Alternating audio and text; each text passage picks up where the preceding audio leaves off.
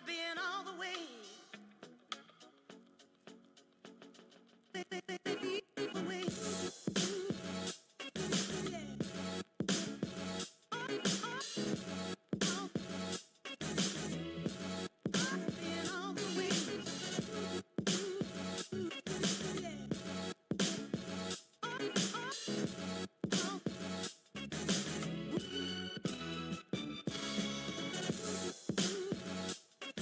Yeah.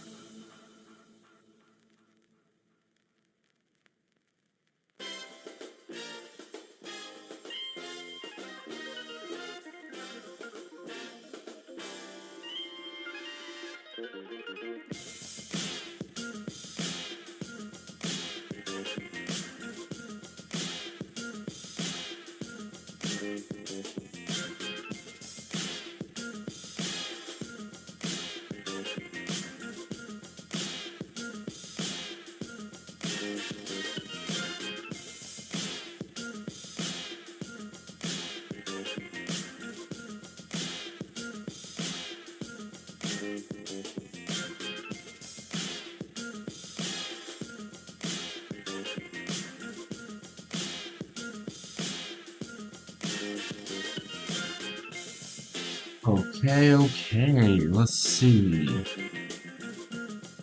Bring down the audio on this a little bit.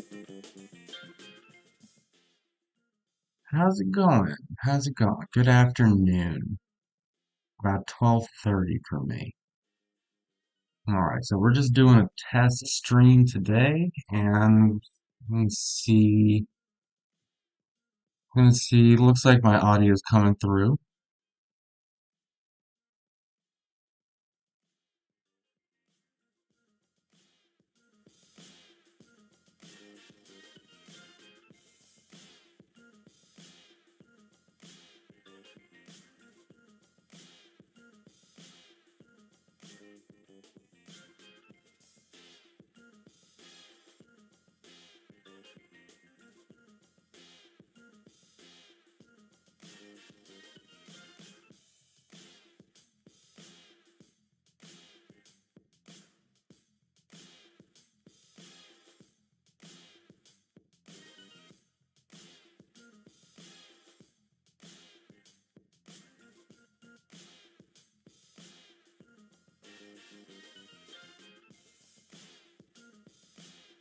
So that looks like it's a good kind of middle spot there, just kind of testing out where does the audio come through okay, and where is it just like playing around with the mix on the speaker on the video versus my voice, making sure that's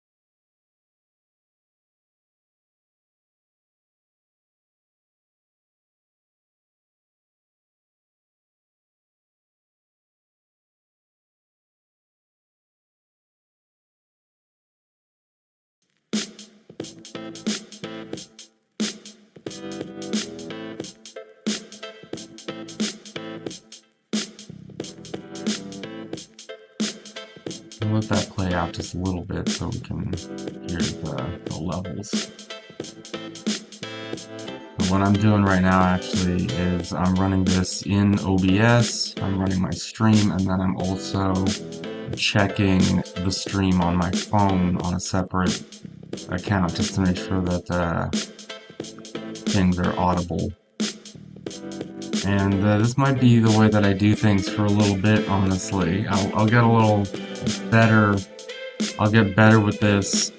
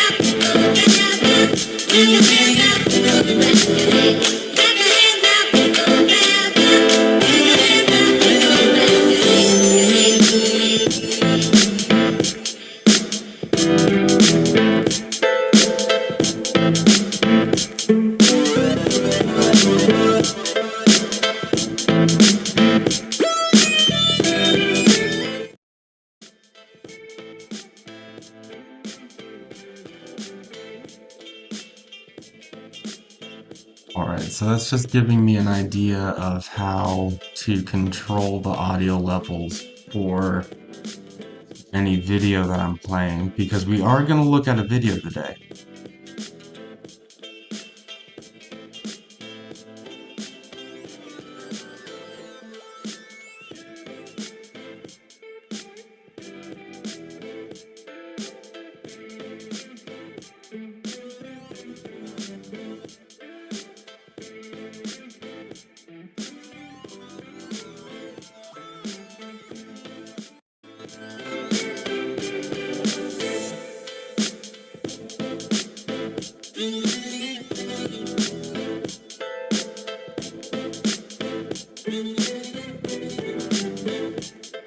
Alright.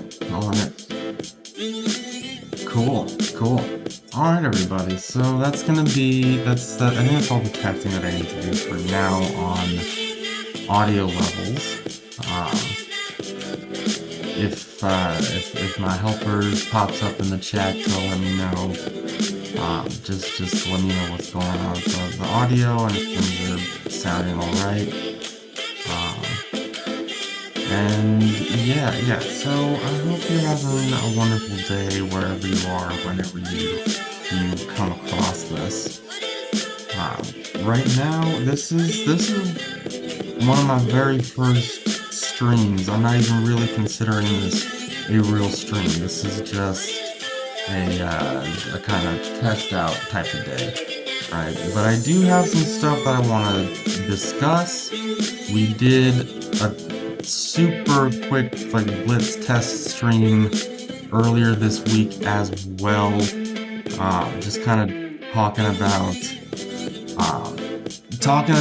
Greenland and libertarian network states and some of the goofy sci-fi ideas that are breaking containment and creating a little bit of mayhem in our world right now. And I'm sort of continuing with that theme, more or less, today. We're also gonna, if we have the time or ability to, look at some creative process type of stuff. You notice that I opened us up with a kind of test clip, a loop that I built for a film that I'm working on, a film project that I'm working on. And that project is in the very early stages. So don't don't expect to see too much on that going forward. I might share a little bit more, um, but it'll probably be a while till a lot of that material is ready to be shared, so to speak. All right, so let's see what we got here. I'm down a monitor today because I left one of my adapters in the wrong place and did not have the time to go grab it before jumping into this stream. So we're just going to be using this monitor. This is my painting monitor. Let's pause the music for now. All right, so you're seeing a little bit here already. Teaser. What are we getting into? We're of course talking about artificial intelligence, image generation, the GOAT himself, Hayao Miyazaki. Um, because this is kind of hot in the algo right now. Been a lot of discussion the last few days around this new Ghibli style image generator that OpenAI put out. I actually had the chance to chat with a friend about this earlier today a little bit, and there's some interesting things to discuss here, and it fits in, I think, very nicely with the intention of this channel. Um, which is, more or less, we're going to be digging into the arts, culture, society, technology, how these things sort of come together. For those who do not know, I myself am an artist. I make digital art, 3D art. I'm studying film right now in California, digital filmmaking. And yeah, this is sort of, the air that I breathe here. Uh, so this is a very interesting story, set of stories, and I think we can pull some interesting themes out of it. Without much ado, let's just sort of see if we can get a better sense of what's going on here, because I myself have not gotten the chance to really dig into this stuff too much recently. Um, AI is something that, yeah, generally speaking, I'm fairly skeptical of nowadays, but I do actually have experience messing around with these types of systems for quite some time now, actually. I first started messing with AI image making. There's an argument to be made that as a digital artist, you're always using some form of generative AI tool somewhere under the hood. Um, and that's like that's sort of unavoidable, particularly with how, systems like, Photoshop and Substance Painter and all the crazy stuff going on, and tools like Unreal and Blender and Houdini, and you're in this soup. If you do this kind of work, you're in this soup, right? Um, and so, of course, you're gonna use it a little bit. You're gonna mess around with this stuff a little bit, right? At one point, I even was, kind of playing around with some, Stable Diffusion and Mid-Journey kind of stuff. Um, there's some tools in that space that are potentially compelling, and I do want to make sure that we take time to explore some of that on this channel as well. But really, um,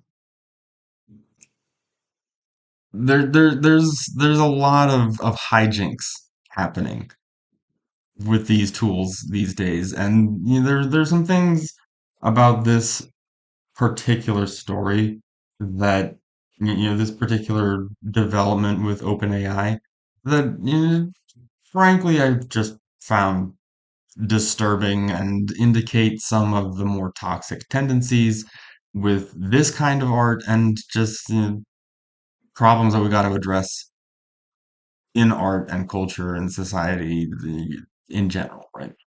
So let's uh let's dive in. A bland CNN article seems like as decent a place to start as any, right? Okay, what is CNN telling us? Just days after OpenAI launched its most advanced AI image generator to date, the social media trend imitating the work of Japanese animation company Studio Ghibli is demonstrating both the technology's power and the copyright concerns it raises. No shit. And pardon my French, but this is sort of where we've been for a while with this stuff. I have a thought here. Let's read a little bit more and I'll get to that. Um, the latest update to GPT 4.0, released on Tuesday, features many practical advancements, including more accurate text rendering and the ability to follow more detailed, complex prompts, but it also has been trained at length on a vast variety of image styles. Interesting. I wonder where that quote is coming from. According to a post on OpenAI's website. All right. Stunning users with its ability to generate still images and videos reminiscent of their favorite animations from South Park to classic claymation. Okay, yeah, um, we're gonna get into how this thing actually works, because I have some suspicions. I have some suspicions about what they're doing. My overall suspicion is that this tool or set of tools may not be quite as sophisticated as or as novel as the hype might lead you to believe at the moment. This is a thing with these AI tools in general, the problem with these AI tools in general. But let's give it a chance. uh, some recreated scenes from pop culture or politics in the Japanese company's iconic style, including a reworked trailer for Lord of the Rings from Sopranos and Donald Trump and JD Vance. Real life, of course. So people are making memes with it because people always be making memes with AI. That's kind of where these tools seem to always excel is make some goofy memes. Make some goofy memes, right? Um, Unsurprisingly, some of the most viral posts put a Ghibli spin on popular memes, blah blah blah, extracted boyfriend, bro explaining, blah blah blah. And the infamous images of Ben Affleck smoking, another viral X post depicting the platform's owner, blah, yeah, of course, we've seen these memes, this is why we're talking about it, right? Also widely shared, however, is a 2016 video in which Studio Ghibli co-founder Hayao Miyazaki described AI-generated art as an insult to life itself. We're going to look at this video specifically because this video is interesting and he makes a point in here that I think a lot of folks it kind of misses him, right? But it's an important point. He's not just saying AI is bad. He has specific reasons why, and and one particularly powerful reason why, which I think we need to unpack a bit. Um, I'm utterly disgusted, he says in the video. If you really want to make creepy stuff, you can go ahead and do it, but I would never wish to incorporate this technology to my work at all. Yeah, that's the part that people, like this quote here was like, oh, I'm utterly disgusted. It's an insult to life itself. If you really want to make something creepy, you can go ahead, but I'll never use this technology in my work, right? These are like the kind of the hot takes, the mic drop moments, right? But you kind of need the full response that he gives there to get a deeper sense, I think, of what is really being said and what his concern is with these tools and how they're being developed and implemented. Okay. Um, OpenAI's updated image generator has also prompted renewed discussions over the role of AI and art. Of course. Because, every couple weeks or months we get one of these things that jumps out here and it rekindles this discussion. Okay, we're almost done. Let me just like kind of get through the last two paragraphs here, and then you know we'll move on. And CNN articles are not necessarily worth going that deep on per se. OpenAI CEO Sam Altman made light of the trend on X, joking that after a decade of trying to help make super intelligence to cure cancer or whatever, those Studio Ghibli images that had generated viral interest in his work. I'm gonna, Sam Altman is an ass. To be perfectly frank, for a number of reasons, Sam Altman is an ass, and you know, whatever, dude. We'll talk about you, I guess, if we have to in the course of this. He's not as interesting um as some folks. He's just he's just another ass. Um, mostly no one cares for mostly no one cares for first 7.5 years. Then for 2.5 years, everyone hates you for everything he wrote. Wake up one day to hundreds of messages. Look, I made you into a Twinks Ghibli style, haha, Altman added, referring to a gay slang term for men who are young, boyish, and CNN. As in fucking Altman, okay. Um, as is often the case with AI generated art, the images raise various copyright questions not only around Studio Ghibli's work, but in the images being reimagined. When CNN prompted ChatGPT to reproduce some of the Ghibli style memes, the service refused, saying that the request didn't follow our content policy. That's interesting, isn't it? That's a little bit interesting, and that's maybe something that could have. I'd like to know more about this, CNN. Well, what's going on here? What's going on here?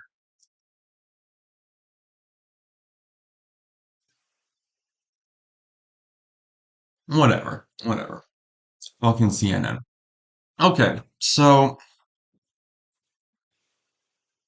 let's see if we can pop open some of these original sources, because that's really the only reason why you go through a CNN article.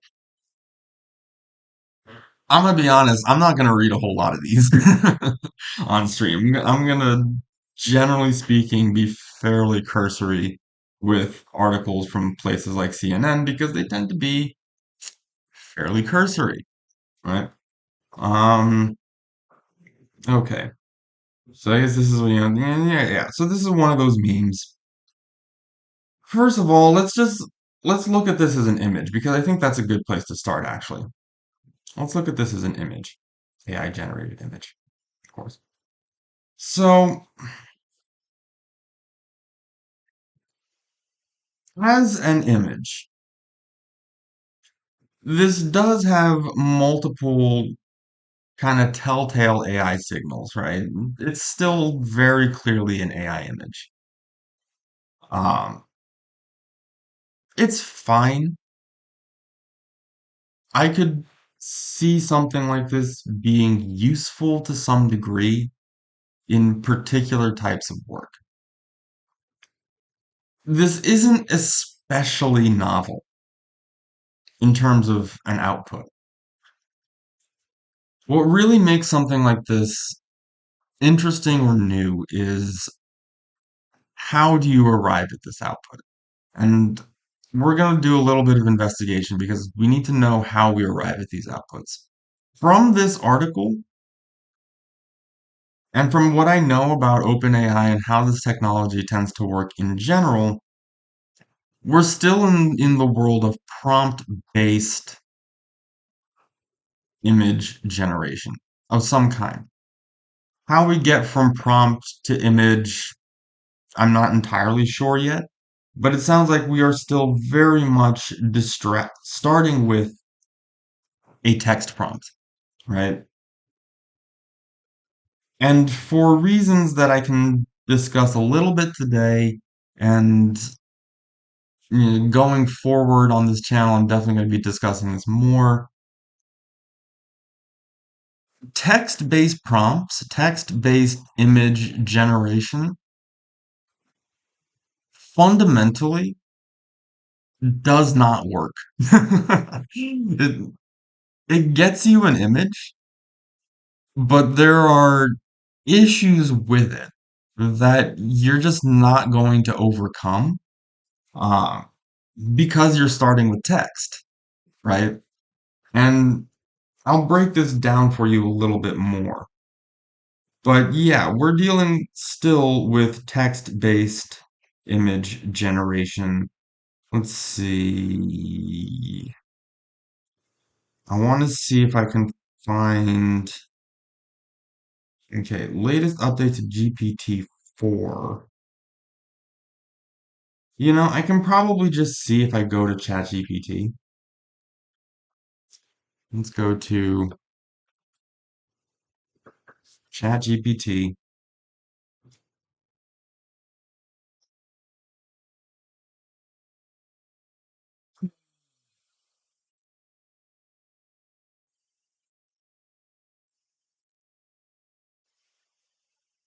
So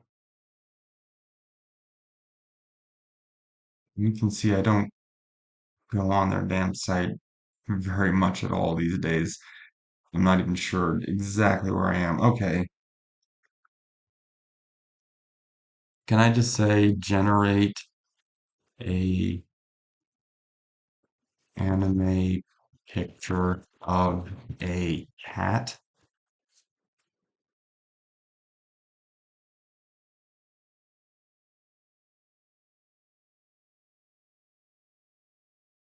I can't generate images right now. So I have to do this a different way. How do I do that?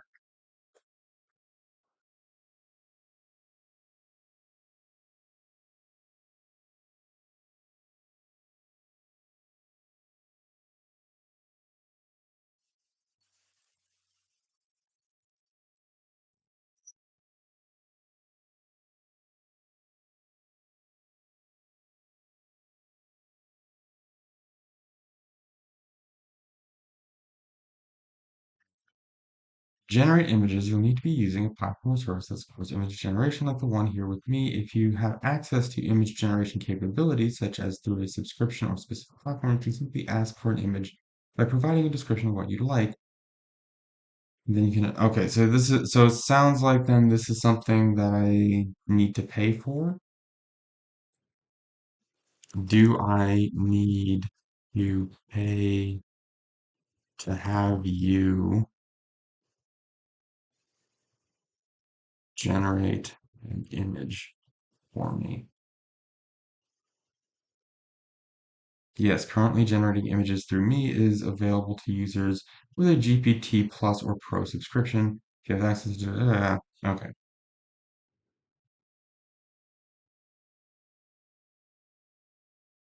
okay.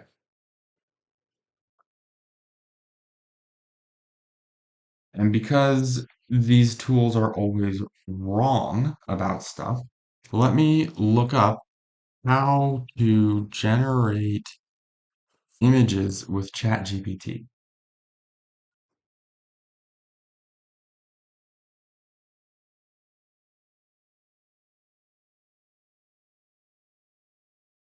Image generation in GPT-4o is available to Pro, Plus, and Team users as the default image generator in ChatGPT.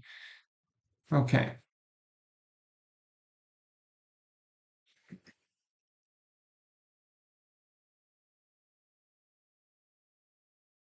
so you can generate images with ChatGPT by simply asking the model to create an image with the details you want or by selecting the Create Image option in the Composer. And then you can also still use Dolly,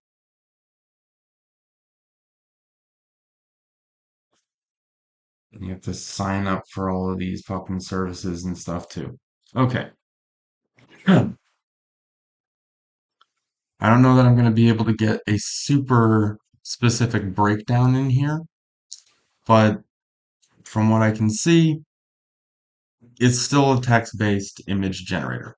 Cool. Cool. Fine. That's the main thing that I wanted to verify before going a little nuts on my critique. You just got to make sure that the core thing that I'm sort of pointing out here is a real thing.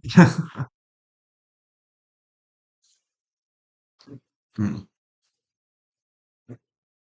So we're still in the world of text-based image generation. So all of these OpenAI image generate, so like this one, for example, would have been generated through a text prompt. There's also the ability, I'm presuming, because a lot of these memes are, based off of existing memes and photos and so on. There's some image to image capability in there as well. So drag and drop an image somewhere into the prompting space, and that will condition the image, condition the output through an input image, right?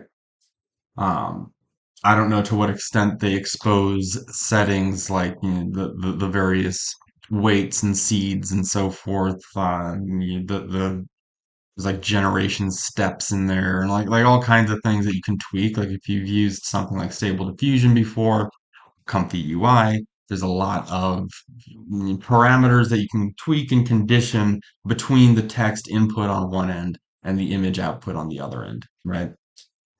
And then sort of post-processing things you can also do on top of the image, right? Um, but you're still starting with a text prompt, okay?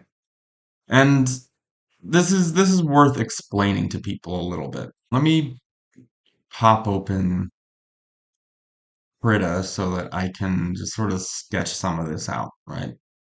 Um,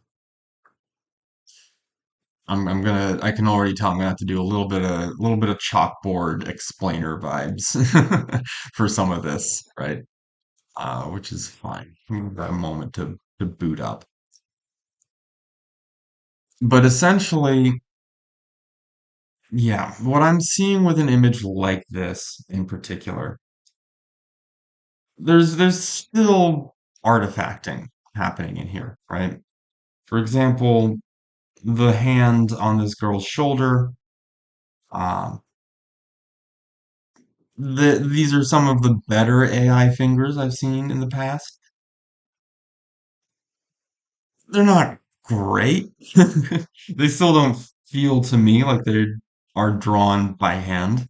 Like there are some tiny issues there. It's the sort of thing that if you know what to look for example, we can see between the the middle finger and the index finger on her shoulder, right where the strap of her shirt meets with the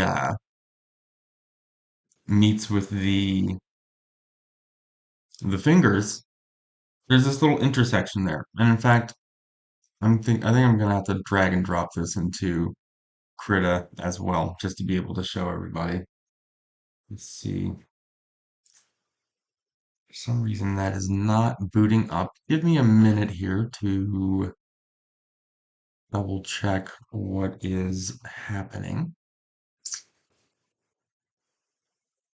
Make sure that's not booting up in another window. Normally, Krita is very good at opening in a snappy fashion. It might be giving me a hard time because I've got the stream going, which has happened to me in the past. Boop,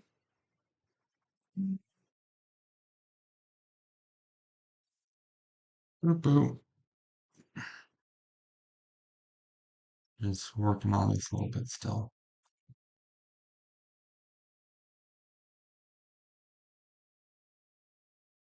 All right, bear with me, folks.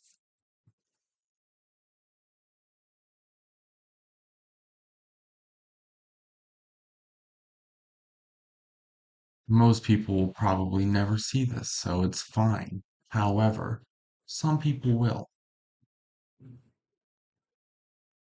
Very few people will, which is for the best. And this is why this is a learning stream, guys. Because sometimes things don't go according to plan. Okay, I might have to abandon the idea of sketching anything for y'all at this point. Will Affinity open up for me? Yeah, Affinity is opening up. Ooh, okay.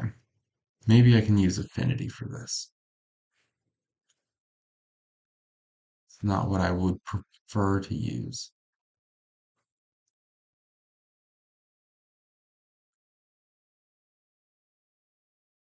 But if that's all it's going to open, that's all it's going to open, right? Okay, get over to the pixel persona,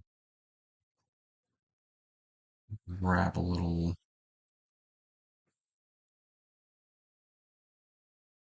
basic like pencil brush. Do they have pencils in Affinity? Yes, they do.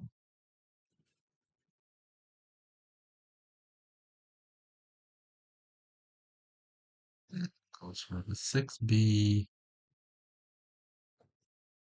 And then do a black fill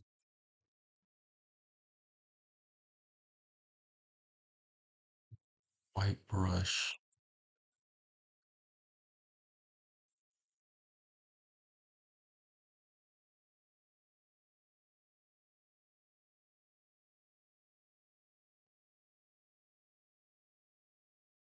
Okay, give me a second here. Just making sure I remember how to navigate.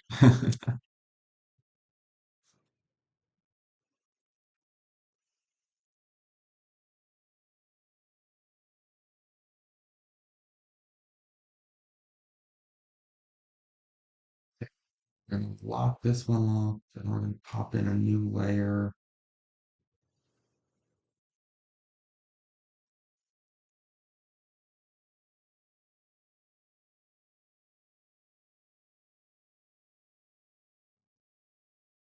That will work for now.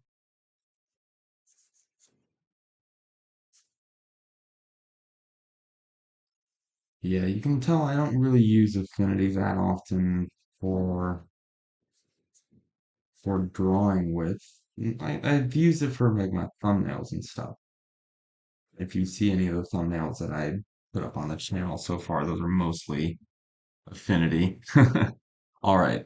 So it gives me something to kind of explain what I'm talking about to y'all. Right. So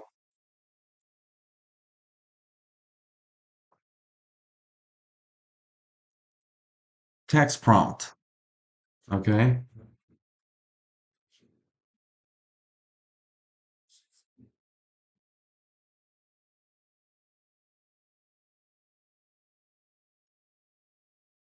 Image. All right. What any what any of these image generators do is they take this, they turn it into that, right?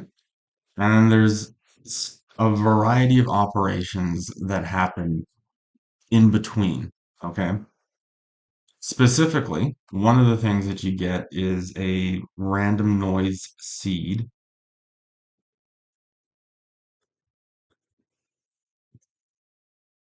And this is just an image that's some usually like 512 by 512 pixels, something in that range, right?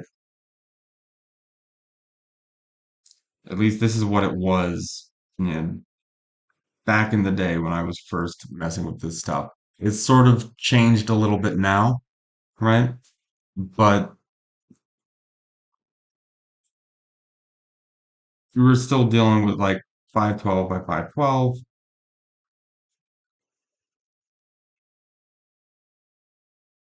Interesting.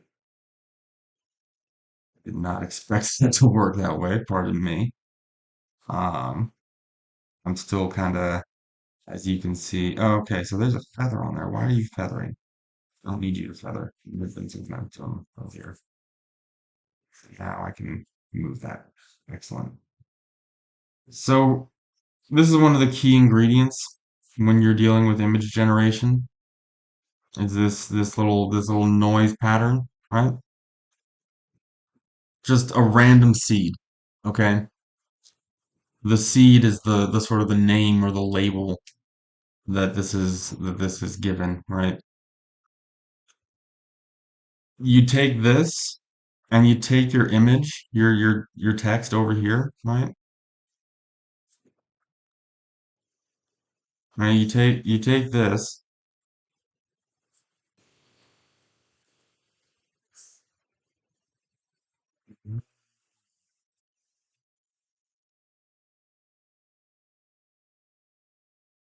Let's see.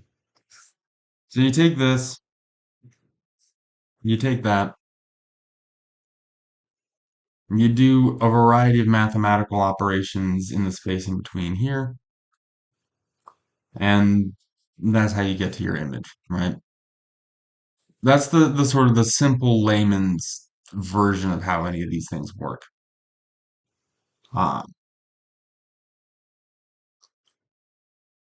it gets significantly more complicated, right? If you've ever used something like Comfy UI for Stable Diffusion, or if you know what that is, you know that you can in fact have like a whole node tree of various different operations and combinations and settings and so forth that feed into each other and transform things and stack things and add things, between your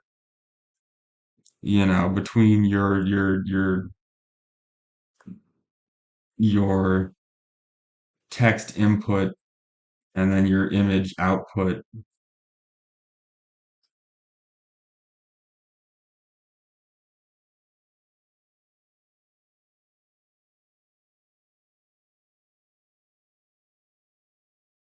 right? And so really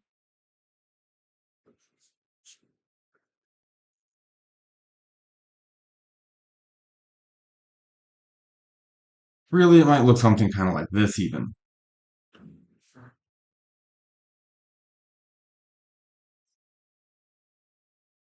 right? Where you have like a whole crazy noodly node tree in between your your text and your output. This can be a variety of things, right? Like you can have images in here that are feeding into the node tree at different points, right? You could have if you're familiar with 3D stuff, you could have actual like normal data, right? Um, you could have normals, you could have edge detection, you know, lots of different inputs that could become part of this data stream, right? And give you various ways to control the output. Something you'll hear me talk about a lot is that I don't think this piece here, the text input, is especially valuable. Okay. What I think is actually the most valuable part of this technology is everything happening in the middle here. Okay. The more you can control with specificity things happening throughout this kind of a node tree, the more you can control the final image output. Okay. The only thing that's really, to my mind, gotten me close to this sort of control are tools like Comfy UI and Stable Diffusion and various interface builds on top of Stable Diffusion. However, these tools are always incredibly finicky and not especially artist friendly. Okay? If you're somebody that's familiar with computers and digital art and you're comfortable messing around with things like node trees and visual coding, that you can get a lot out of this stuff, right?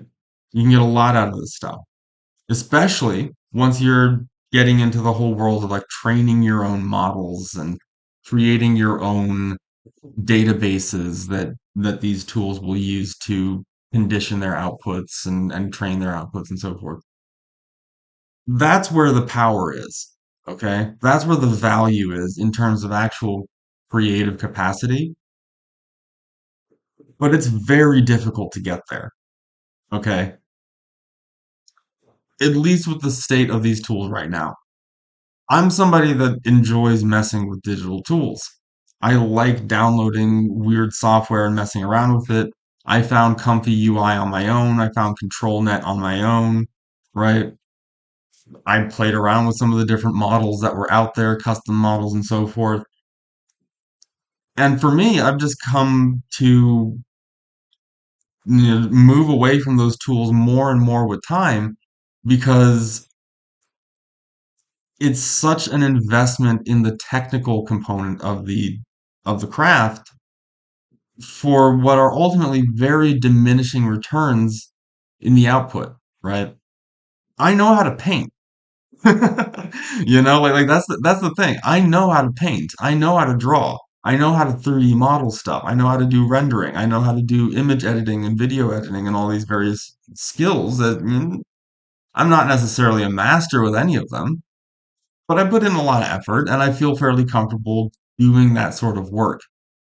For me, I can get to this result in like an hour of just like painting. Or I could get to this result in like 6 hours of messing around with a control net and finding the right like normal and image and like edge inputs and so forth to like it's not valuable for me just because of the amount of work that it takes to get to an output that I can actually control, right? And I know that they're bragging a lot about like, oh, we figured out like how to make the image more consistent with the latest GPT update or whatever. The problem, however, is that the text input itself is always a little bit random. When you dig into how these tools work, how they make an image behind the scenes, the text input is essentially used as a sort of random seed to constrain the various refinement passes. What do they call those? It's like,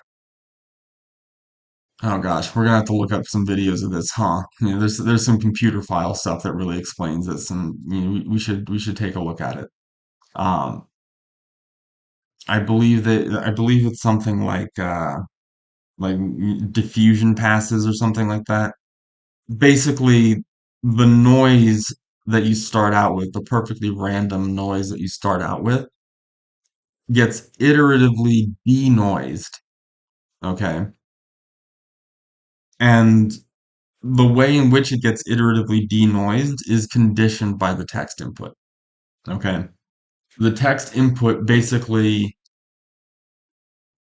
defines a space wherein the image can exist, right? Like if this is an image of a frog or this is an image of a cat or whatever, then the text input is basically saying, hey, only refine this noise in such a way that it looks like a cat, or in such a way that it looks like a frog, or whatever it is you asked it to create for you. Okay. Um, the issue there is that there are billions of images of cats. There are billions of images of frogs, right? There's not really a specific way to define, for example, how much should the frog's head be turned to the left? Like the text input really can't define that kind of stuff. So if you want control over how far is the frog head tilted to the left, then that's where you're going to need something like, a control net. You're going to need an image input. You're going to need to extract normal data from a 3D proxy, something of that sort, right? And at that point, isn't it easier to just make an image of a frog?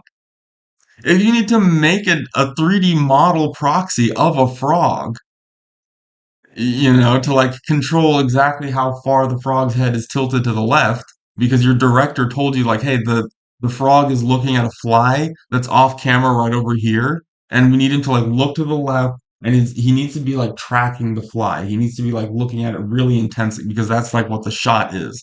Like the frog is looking really intently off camera, and he's about to jump on this fly. Right, so like we need to like control exactly where his head is looking because there's a joke in that. It's funny if like his head moves in a specific way as he's like watching the fly, but we can't see the fly, right? And then we'll cut over to the fly and it'll be something funny or unexpected or what. So like your director asks you for this shot, right? So the frog's head needs to be in a specific spot.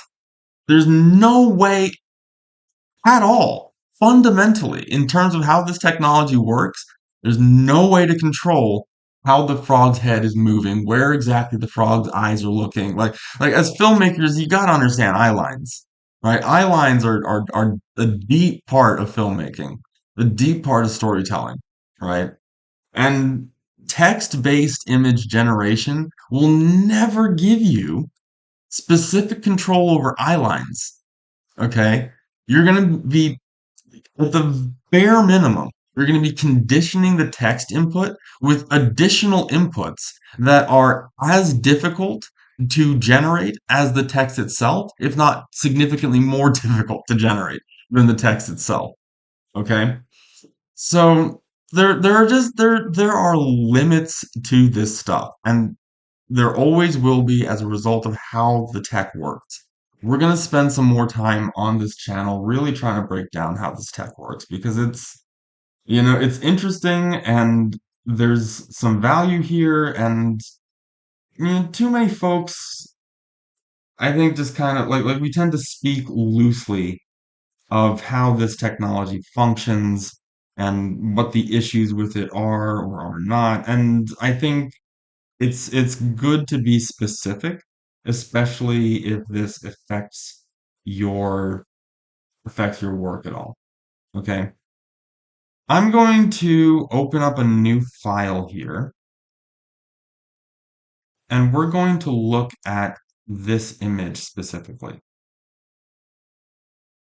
Let me see if I can yes, I can. I can just drag and drop it right in. You know what? In fact, just to kind of keep everything clean, I'm gonna get rid of this and I'm going to drop this into our existing file here so that we can call out some of the stuff that's going on, right? Call out some of the stuff that's going on, and I can explain a little bit more as well some of the limits of this tech for people who are not totally clear on this yet. Hopefully, hopefully you're starting to get a sense of what I'm trying to say here. Um, let's go with that, with like a good kind of markup color.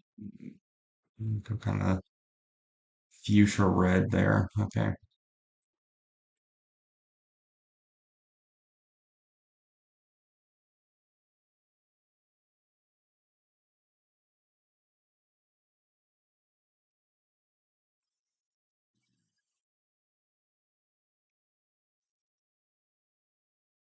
This is the stuff I was talking about before. Let's hang out on this hand for a second because there's stuff about the line quality here. And I think once you start seeing this stuff, it gets really hard to unsee it. But a lot of folks don't know necessarily what they're looking at. And I wish I had Krita because I can make much better lines than Krita that would sort of explain to you how we make lines. Okay. Okay, so we can see we've got this hand shape here. Overall, the silhouette is fine, is believable. By silhouette, I of course mean the shape of the hand on the shoulder there.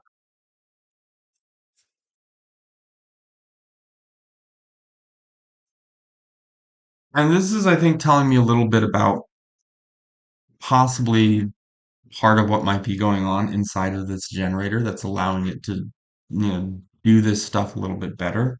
My suspicion is that at some point, either in the training process or in the image generation process, they've started figuring out how to use um, kind of like object selection a little bit better, right? My sense is that, like these are some very crisp shapes, and this is important for creating any kind of like animation or like an illustration a lot. We really rely on these kinds of simplified silhouettes and shapes that can help us to define overall what you're looking at, right? Um, and keeping those shapes clean is a big part of how you keep the image readable, right? Like you can really see like where this guy's hand is pointed, right? If you provide enough training data, that's not just sort of the image overall, but that help in some way helps the generator start to get a better sense of these types of shapes, then like I think you start getting better and better outputs. That's my suspicion is that somebody's been paying a little bit better attention to not just the overall image, but kind of how it's built under the hood. You need that to start getting better outputs like this, right? However, let's look inside of this handshake.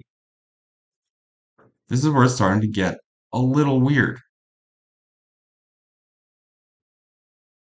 I would not draw a hand like this at all. Like there's not really a whole lot of clear sense of structure, like how these fingers are built, and then like the placement of these fingernails are also very odd. I would probably draw this,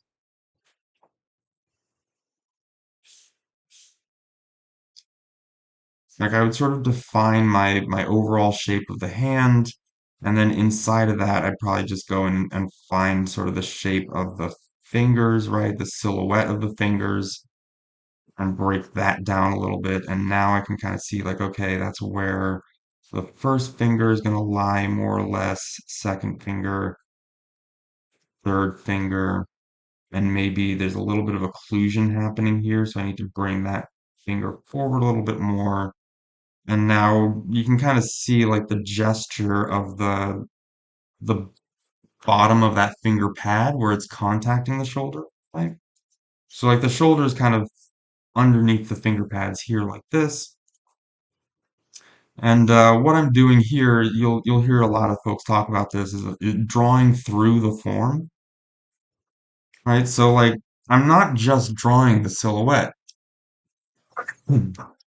but I'm thinking about how is this thing built underneath the silhouette, and I'm thinking like where are the contact points, and now I can kind of see like okay, if I go in here and place fingernails, I'm gonna place fingernails like here-ish. Like that's one way you might do it, is just like a little kind of line that sort of shows the arc of the fingernail where it's largest, right? Um, a lot of times in anime, for example, you might see people draw like the whole fingernail, but even there, it's like you're gonna have a sense of like 'cause the fingernail is a more or less square-ish shape that wraps over the finger. Okay. And really all you're thinking about when you're putting down fingernail is how do I want to describe that shape? Like how rounded do I want to make it? Where do I want to put, like a heavier line or a lighter line? How much fingernail do I really want to show, right? For a scene like this, I wouldn't even draw the fingernail most likely. Like it would be much more appealing to have a simpler shape here and not have a fingernail at all.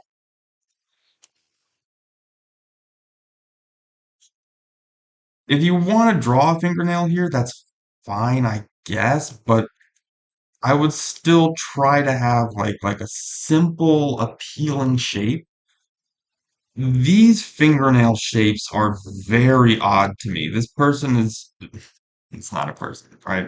But if somebody drew this and showed this to me, I'm like you need to decide how you're drawing these fingernails, you know? Because it kind of seems like you're changing your mind on each finger, how you're gonna draw the fingernail. And on the fourth finger, you don't even do it at all. So like what's going on with this shape? Is this, like I would think that this finger needs to come over the shoulder a little bit more also. This finger here looks really chunky, that index finger. This middle finger is, yeah, but like they all look like really chunky, kind of fleshy, flabby fingers with like kind of twisted nails and stuff. That's a certain kind of hand, you know? Like people look at hands a lot. If you work on like a movie or anything, or like if you go to film school, if you go to animation school, if you study illustration, hands are a really important part, of how people express themselves, how they talk. They tell you a lot about a character. You're gonna have close-up shots of hands in a movie or something like that. You can't leave hands to the last minute like this, right? And so if somebody like draws this hand, they're getting a note about it. I'm sorry, I don't care who your director is. I don't care what your company is about. If you work in a studio and you turn this in, you're getting a note from your supervisor about this hand. Because what are we doing here? What are we doing here, man? This is slapdash, and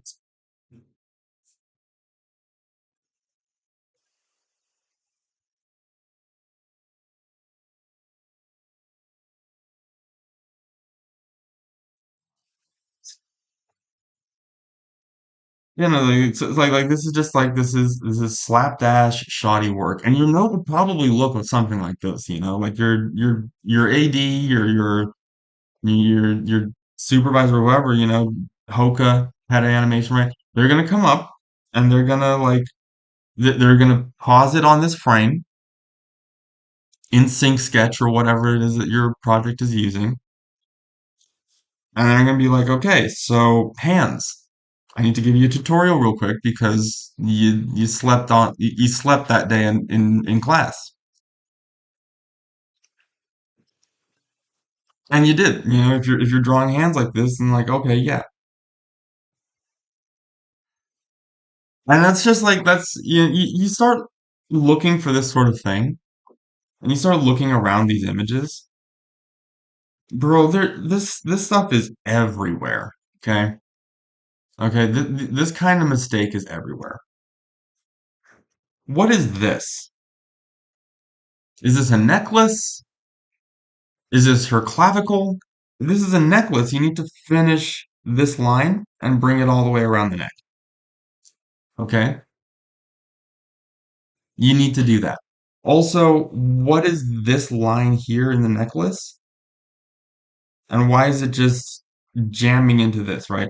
Like, and this is something you hear a lot in animation, and it's a thing in illustration as well. There's a concept called a tangent. Basically, the idea is that like you have in math, a tangent is a line that just meets at one point here. right? What that does visually is that it makes it hard for your brain to tell like what is a line describing, okay? What is a line describing? Your eye needs to be able to very quickly kind of travel across a line and see what that line kind of contains, what the idea inside that line is, right? If you have two lines like this, then I'm having a hard time telling, like, is this a circle and a line, or is this a loop-de-loop, right? What happens if the camera moves, if we tip up or down, if we get like a slightly different perspective on this thing? Am I going to be seeing like a loop-de-loop spirally thing? Or am I going to be seeing like a circle here and a line there? You know, it slows the viewer's eye down and it makes it harder for them to just kind of quickly read your drawing. Okay? AI does this constantly. It's all over the place, and it's one of the most visually unappealing things about how these things put out images, put out drawings specifically, right? And that's what's going on with this necklace here. The engine itself can't decide, is this line here describing her clavicle or is this line describing the necklace? The AI can't decide. So it just kind of does this like nah, and moves on, right? This line here, is there like is this necklace supposed to be like something like this, where it's like kind of a shell-shaped thing, right? Or is this supposed to be like a pendant with like a little like a bowl in the middle of it, right? Like a divot? The engine doesn't know. The engine can't decide. If you asked it to draw this close up, you're going to get a completely different object, right? We pull back and we're seeing this stuff happening again. I swear it's all over the place in these images, okay? This was the one that bothered me earlier with the hand, okay? When your eye is reading this line, and then you get here to where the fingers meet the strap, your eye continues right into the finger, and it kind of gives this like weird impression like, wait, is there like a split here? You know, like what's going it there's just like a half second hiccup, like a millisecond hiccup when you're looking closely at these images. It just happens all over the place. Like, you know, like all over the place. You're just sort of like looking this thing over and you're like, oh, what is this shape? You know, like if I'm illustrating someone's hair, why would I make a shape like that? You know, because like, and this goes back to drawing through the image. I'm gonna draw a circle. I'm then going to probably split the head up, drawing the hairline. Along the hairline, I'm gonna place one of these locks of hair, then another lock of hair over here. I'm gonna come out the back over here a little bit, define that, and then at some point, I'll watch this.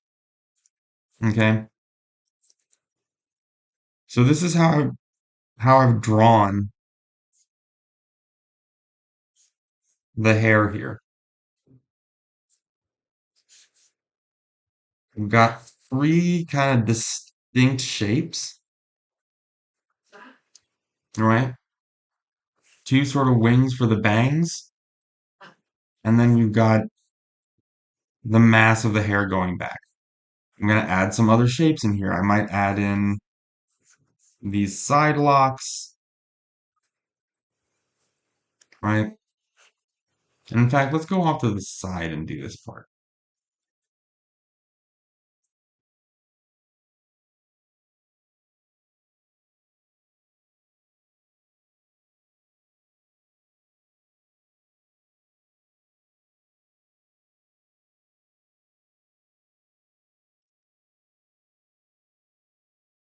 Me, this selector is giving me a hard time. Right? Move that off to the side so you can kind of see what I'm doing, right?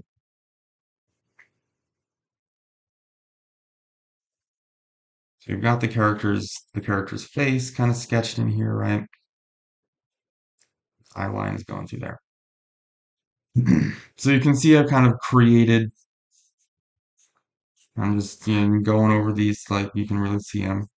These three areas, okay? These three areas of the hair.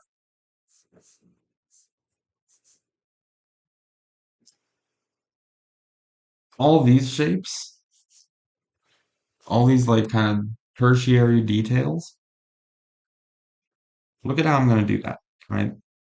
I'm finding a point and I'm just kind of pulling out strokes and kind of drawing through the form there. How do I get to this stuttering line?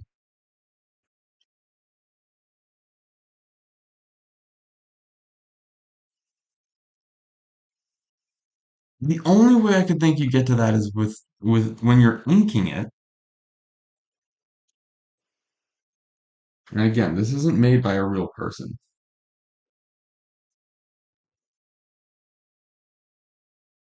But if a real person were making this kind of thing, they would have talking to. So when you're inking something, you might kind of come through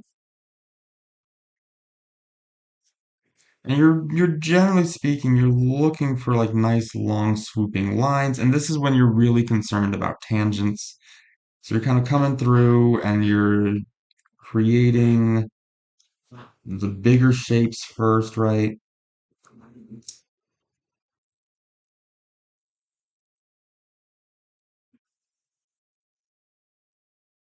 You're sort of looking for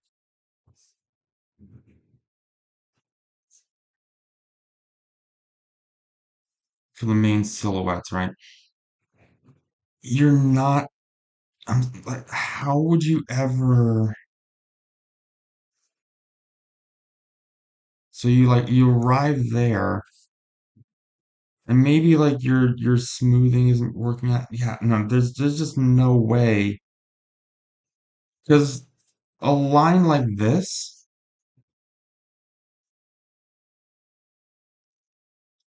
this weird little stutter that happens in the middle there. Like that's that we see happening here. Like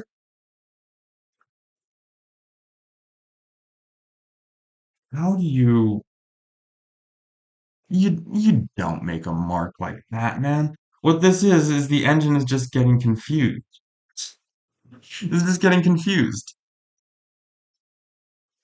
And it's just sort of creating marks that feel more or less thematically correct, but at that kind of level of detail, it's just gonna miss stuff. Okay? And this is happening throughout here. Like I swear to God. Okay? We're gonna keep finding this stuff. Like this shape here is very odd.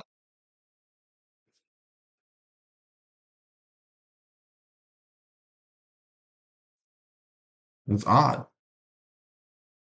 This shape here, right? Like this line here describes the arm, and then this line here describes the arm. So you're sort of double describing the arm. And again, in a way that doesn't make sense. Here, this guy's nose,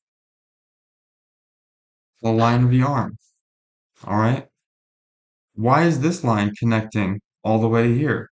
So you're getting this sort of like enclosed shape there. It's just it's not especially thoughtful line work, to say the least. Okay. I can do this all day, man. I can do this all day. We're gonna keep finding this stuff. And you can do this in every single one of these text-based image, diffusion-based image generators.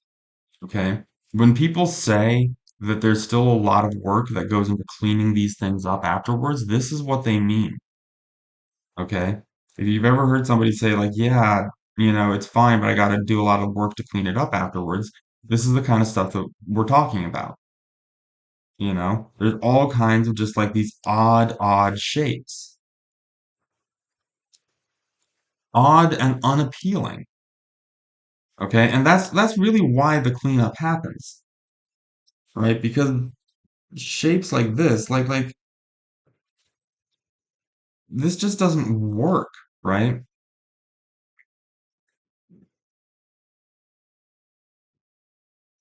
Like there are areas where the color gets really muddy and stuff, and it's just if you're a trained illustrator, then these sorts of things become second nature to you. You don't make marks like this.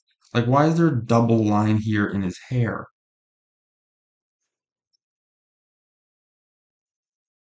Like why would you put an ear mark there? What's going on with this shadow shape in here? But then his neckline is over here.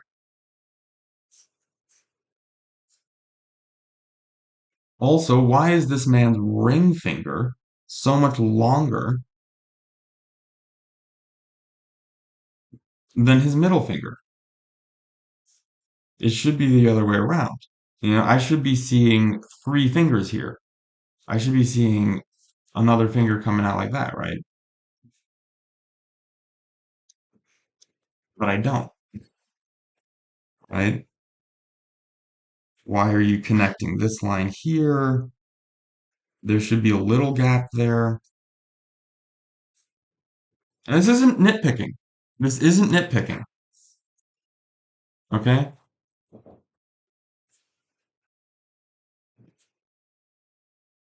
Sorry, I look away for a second and then I look back and I find more of it. This isn't me nitpicking. This is stuff that affects the readability of the image, okay?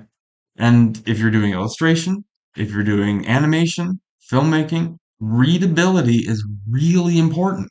You want people to see your image, understand what's going on, get it, like it, y- in a flash. You don't want them seeing, just getting like pulled out time and again because their eye gets tripped up. And I understand there are people out there who are not, particularly sophisticated viewers,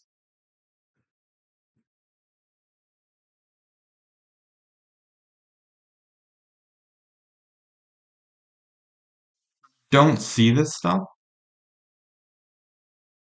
and who feel like, oh, what's the problem here? Yeah, and whatever. If you want to fill your life with this kind of artwork, I feel bad for you because there is much better stuff out there. Okay. And we haven't even really discussed copyright. We haven't discussed what's going on with with the sort of messages and ideas behind this work. Um, why Ghibli himself has a problem with this work and what's so problematic about the way that this is being discussed and put out there right now. Um, we're gonna get into that in a second. Okay, we're gonna get into that in a second. But understand that just on a fundamental image level, this stuff is not that sophisticated. It's not that sophisticated, and it makes very consistent mistakes that that are not getting worked out, okay? Because these kinds of mistakes come from the way the image is created. Okay, the AI can't draw through the form. All right, the AI has no idea about tangency. All right, and it's not going to learn those things by looking at a bunch of images. Okay, because we as artists don't learn those things just by looking at a bunch of images. You have to look at how the images are built and why they're built that way and develop these techniques intuitively without having to really think about where you're placing each and every line. You just understand that, oh, lines flow better if I place them like this. You know, boom, you're done, right? I think it's good for folks who enjoy and appreciate art to have a sense, a better sense, a more sophisticated sense of how images are made and why they're made that way. And I think it's also important for more artists to develop the vocabulary and the understanding, the explicit understanding, right?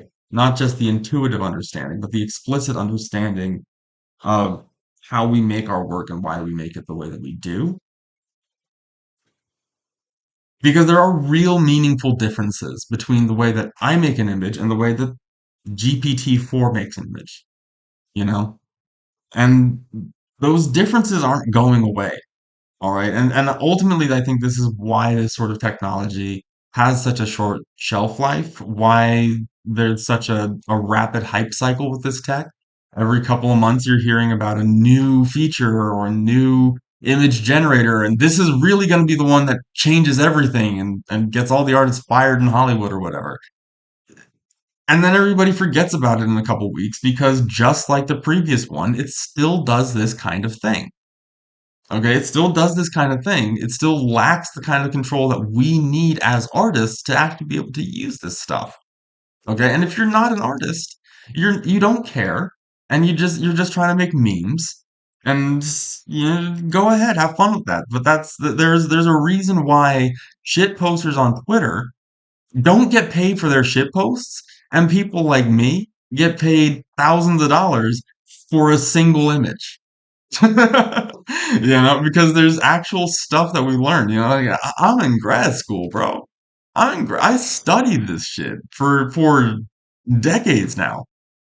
Uh, and like there's not a text prompt that will ever shake that up. There's no text-based engines that are ever going to shake that up. Like, period, end of story. All right, I'm going to put a pause on the stream right now. We're going to get back to some music for a little bit. I'm going to get up and stretch my legs. You should too. And I'll be back in a couple of minutes, folks. Appreciate your time. Appreciate your taking an interest in these issues. Let's get back over to grammatics for a bit. And we'll let that run.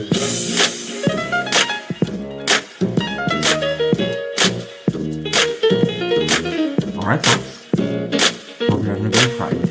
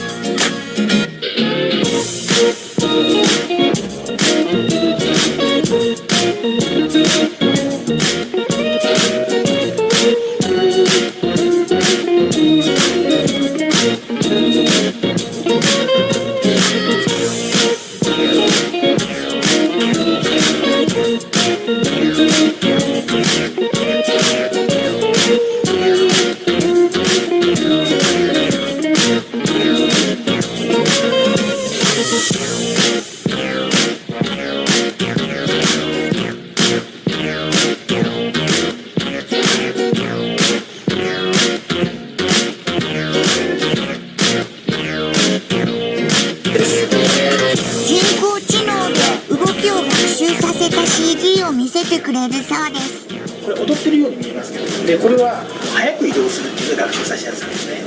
これ頭を使って移動してるんですけど、基本痛覚とかないし、頭が大事とかっていう概念がないんですよ。だから頭を普通の足のように使って移動してるんですね。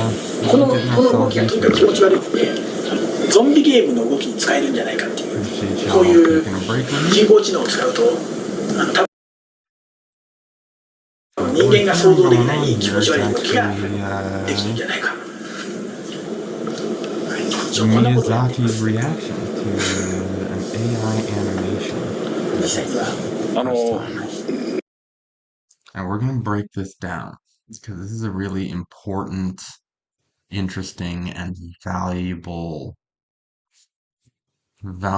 piece of media and history. So let's dive into it. Hi, welcome back, and just staying hydrated out there, folks. It is a dry world that we live in. A dry world, and we are 70% water. So drink yours. Mm. This program is proudly sponsored by H2O. H2O, the only thing you can't live without. That's not entirely true, but it's pretty great. I would love it if God could kick me a couple bucks for water. All the water support I'd be slanging out here. All right, so let's take a look at what El Maestro himself has to say about artificial intelligence. I'm sure plenty of y'all have already seen this. If you're stumbling across my work for any reason, then you've probably seen this. But for those of you who might have missed it, let's see what Miyazaki has to tell us about artificial intelligence. And let me, in fact, not do this in full screen, just because, or actually, I'll hide myself for a moment, because you need to be able to see the subtitles here. You need to be able to see the subtitles. All right. We'll break this down and see if we can even learn a bit about the context here. This is Nobuo Kawakami, chairman of DWANGO Company Limited, Japanese telecommunication and media company. and he's having a meeting with Miyazaki and presumably some other folks from Studio Ghibli. And yeah, I'm actually curious. After we're done watching this, 'cause it's only 2 minutes, let's see if we can figure out a little bit more of the context as well. How did this meeting come together? Why is this happening? 人工知能で動きを学習させた CG を見せて Presentation く of れるそう artificial です。 intelligence これ model. 踊ってるように見えますけど、でこれは早く移動するっていうのが学習させたやつなんですね。これ頭を使って移動してるんですけど、基本通貨とかないし、頭が大事だとかっていう概念がないんで、だから頭を普通の足のように使って移動してるっていう。この動きがとにかく気持ち悪いんで、ゾンビゲームの動きに使えるんじゃないかっていう。こういう人工知能を使うと多分人間が想像できない気持ち悪い動きができるんじゃないか。一応こんなことをやっています。実際には。Let's take a minute here. Let's just look at his face for a second. There's a lot going on here. He's feeling some shit. He's thinking some shit. Looking at this. For surely.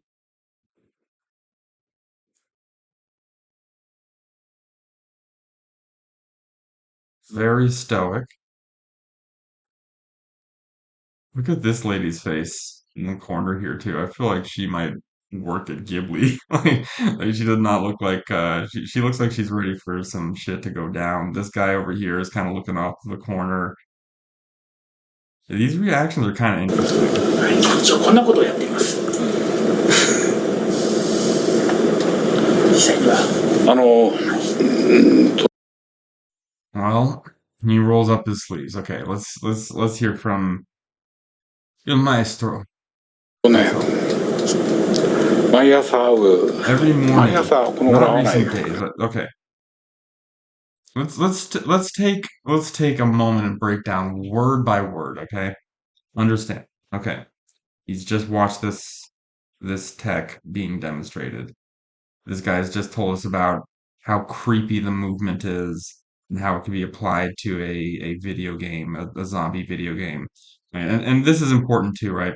Because this tells you a little bit about how the tech works. So this isn't an image generator. This is this is a system that is outputting animation on a rig. Okay, so there's some kind of 3D rig, and there are physics rules applied broadly to the 3D space that this rig is in. So there's some kind of gravity, there's some kind of collision set up with the floor.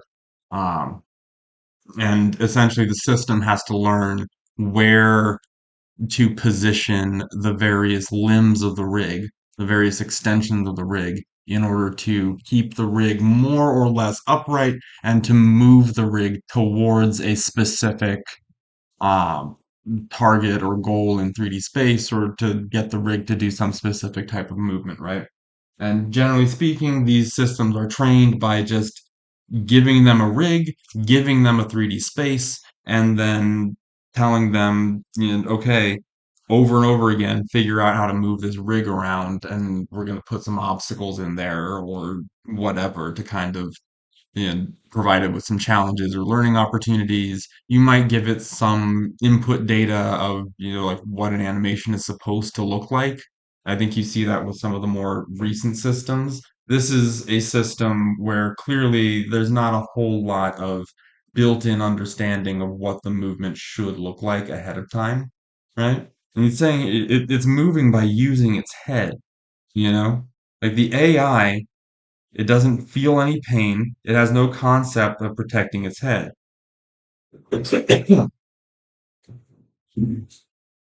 And so it's just, it's just moving these limbs around and trying to figure out how to get from one spot to another. It's flopping, right? It's flopping around. And this guy is sort of explaining to Miyazaki, yeah, this is how this thing works. It's not it doesn't really have like a full concept of like a body or anything. It doesn't have like any deeper concept of anything like pain or self-preservation. It's just a system that throws the limbs of a rig around in 3D space and tries to get the rig from one spot to another. Okay.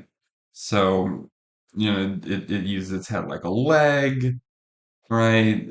Its movement is so creepy and could be applied to zombie video games. And like you can see they've even used this sort of spooky looking mesh, um, this spooky looking character mesh to sort of accentuate that, right? The movement is so creepy and could be applied to zombie video games, right? Um, and so you kind of get a sense of what sort of headspace this guy is in, right? He's saying like okay, so here's the thing, creepy. The AI could present us grotesque movements that a human could never imagine, right? So that's what we've been working on.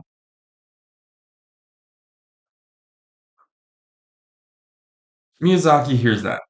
First thing he says, well,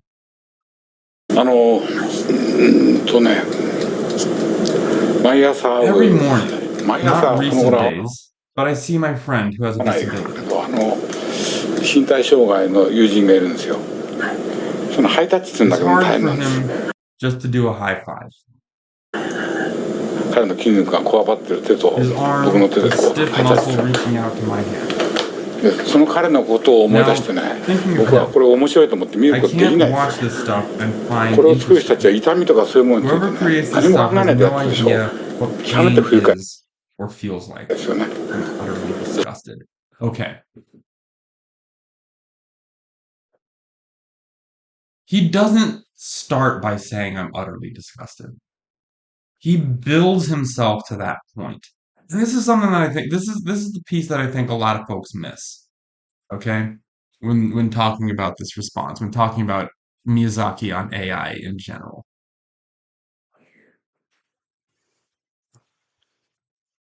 He's not he doesn't see this zombie game thing, this AI concept and say like this is disgusting. What are you guys doing? He specifically gets hung up on the word pain. Okay. I don't speak Japanese. I'd be interested to know if this is even like the exact same word in Japanese. I could imagine it likely is, right? But if we look back earlier, you see the guy, it doesn't feel any pain and has no concept of protecting its head. It doesn't feel any pain.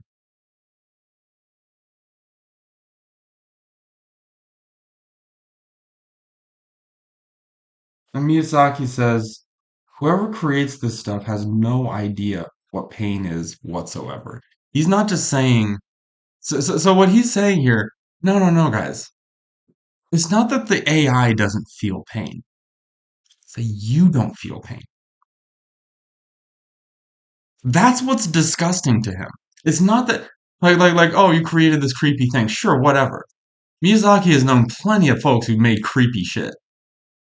Okay, this guy worked on frickin' like Princess Mononoke. He knows some artists who make some creepy stuff. Okay, this guy fucking gave us, did you see The Boy and the Heron?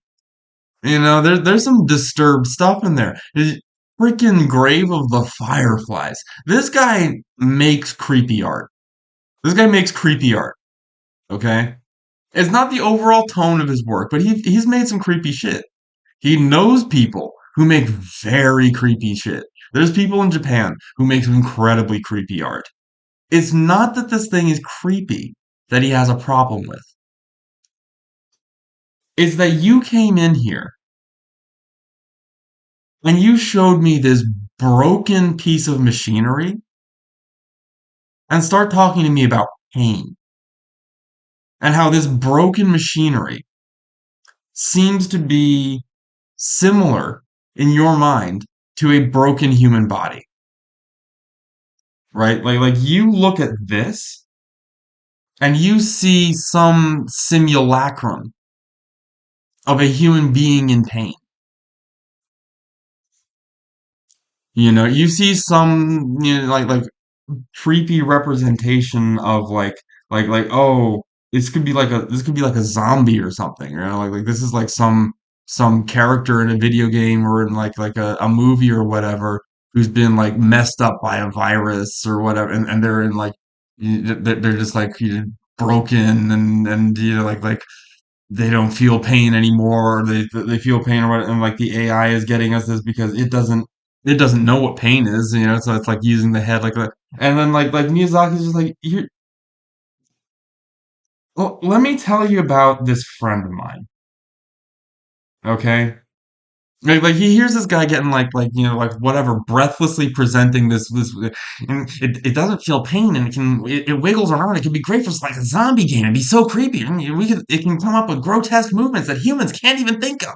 And Miyazaki's like, let me tell you about grotesque movement, okay? Let me tell you about what a human being can think of, okay? Every morning, not recently, but I I see my friend. I have a friend who I see often, very often. And it's hard for him to even do a high five, brother. It's hard for him to his muscles struggle, okay? This man that I know with what we would call a disability or what, you know, this man is injured. This man is in pain. I see him every morning.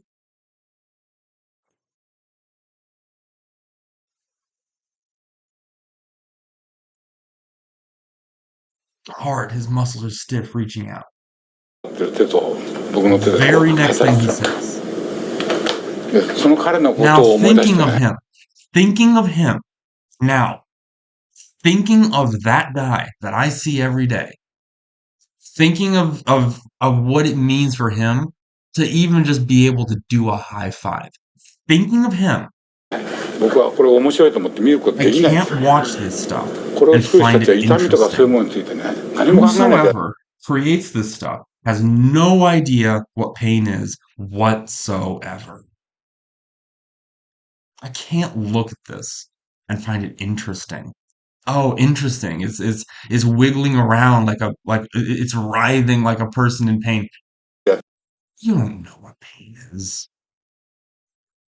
It's writhing. It's like a person in pain. It doesn't feel but stop talking about pain. You don't know what pain is. Come on, man. You don't know what pain is. Pull up to my block. Pull up to my block. Come meet my neighbors. I'll show you what pain is. I know. I've lived it. I'm a human being. I know people in my community, people that I interact with every day, who experience real pain. でしょ。極めて不愉快ですよね。I'm utterly disgusted. そんなに気持ち悪いものをやる。If you really want to make creepy stuff, you can go ahead and do it. If you really want to make creepy stuff, you can go ahead and do it. There are plenty of artists who do that. I don't think Miyazaki has shade for like making creepy art broadly. He might not particularly appreciate a lot of the creepy art that's out there. Miyazaki definitely has, you know, some strong criticism for the world of art and filmmaking and storytelling. You know, there are certain themes that he just doesn't fuck with. There's certain styles that he doesn't fuck with, you know. Um, but he definitely like he can appreciate a human going out there and like, you know, go ahead and make that kind of art. やりたいなら勝手にやってればいいだけで、僕はこれを自分たちの仕事をつなげたいとは全然思 I would never want to incorporate this technology into my work at all. いません。極めて何か I 生命 strongly に対 feel する that 侮 this 辱 is を感 an じます。 insult to life itself.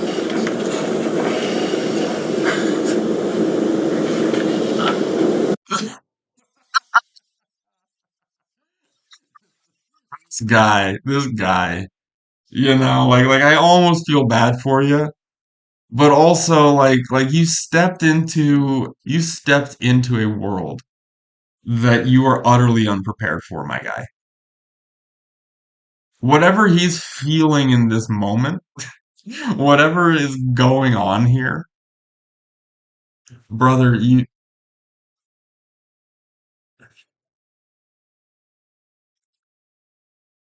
don't make art if you don't care about it.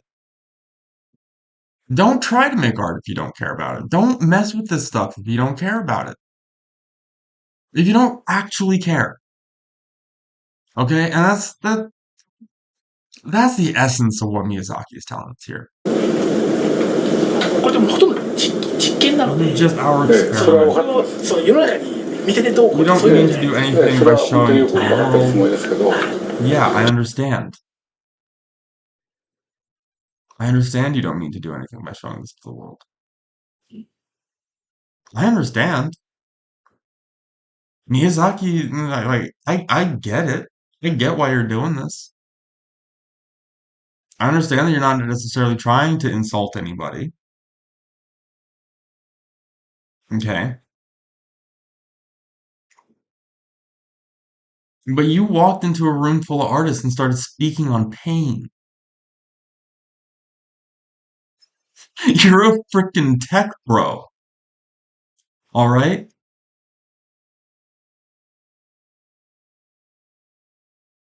Like read a poem maybe? You know? Like that's the issue here. That's the issue here, man. That's the issue here.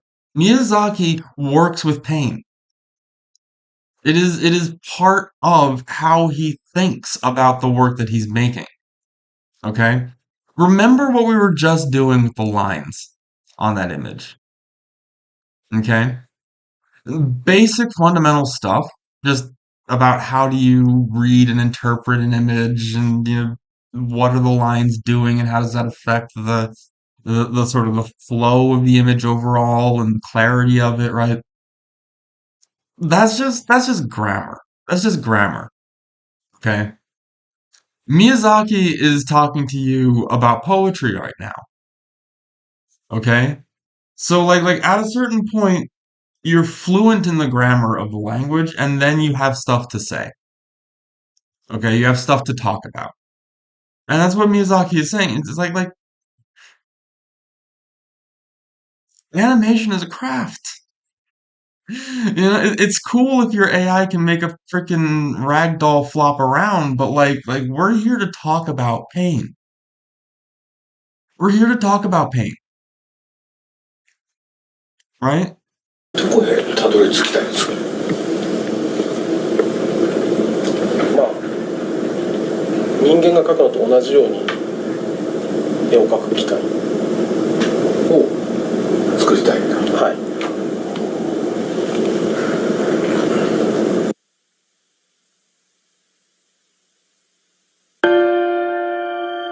The whole thing.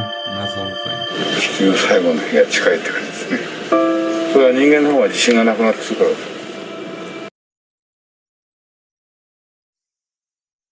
I feel like we're nearing the end of times. We humans are losing faith in ourselves.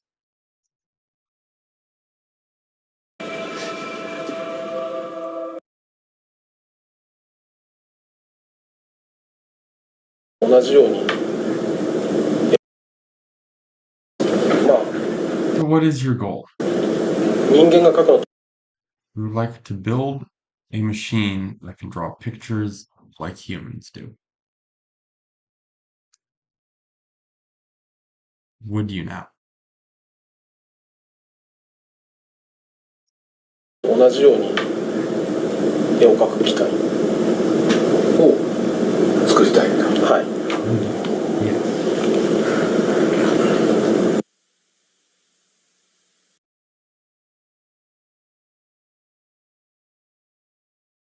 This stuff is work. It's real work, and it is meaningful work. What I mean by that is that there are things that we're trying to accomplish as human beings by making art. Okay? We're not just is not just pretty pictures, man. Okay? Miyazaki has made so many movies over his life, so many comic books, so many stories. Okay, and Miyazaki, for people who don't know, Miyazaki is a thinking man's animator. This is his book, his collection of essays from 79 to 96. This is a chunky book. Okay, this guy writes about what he does. He thinks a lot about what he does. Okay? This is the man who will like let me pull this up for you for a second. You need to understand this context. Okay? My neighbor Totoro shoes.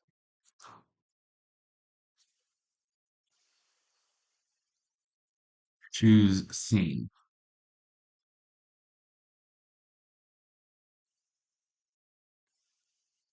This scene where one of the characters puts on her shoes. And honestly, like you can probably pull this out of just about any old yeah, Studio Ghibli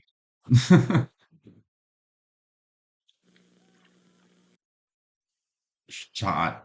Like, okay, this scene, this might not be the one that I'm thinking of. We'll Google it. My neighbor Totoro shoes scene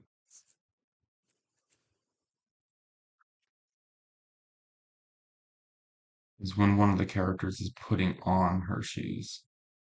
This might not even be. This kind of thing is great.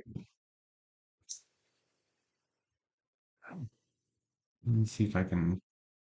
I want you all to see the amount of detail that Miyazaki puts into even like very simple scenes. Welcome back to another. Um, it's probably not the one that I want.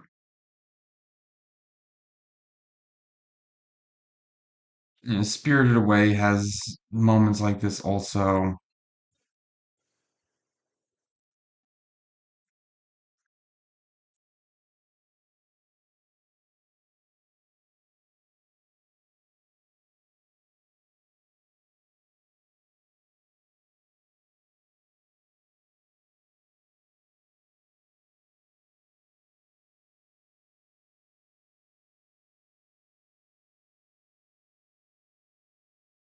Stuff like this, okay? Check this out. These are just characters eating, okay? And like Howl's Moving Castle and stuff. Like check out the way that this kid eats his eggs, okay? He like, first of all, I wish I could go frame by frame with this. I'm gonna have to see if I can figure out a way to go frame by frame on this stream because you'll need to get frame by frame breakdowns. This is important, okay? This is important. How do I go back a frame? Jeez, no, that's 5 seconds. Ugh. Is there a way? Is there a way to step frames on YouTube? Let me Google that real quick. Google step frames YouTube YouTube step frames.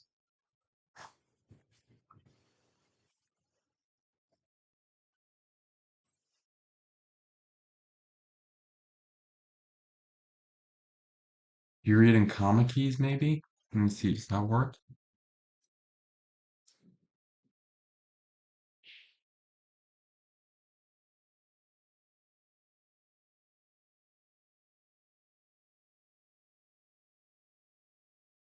Yes. Okay, that works. That works. All right, we're gonna go back a couple frames. Okay, guys, this child has food in his mouth already. which we are illustrating,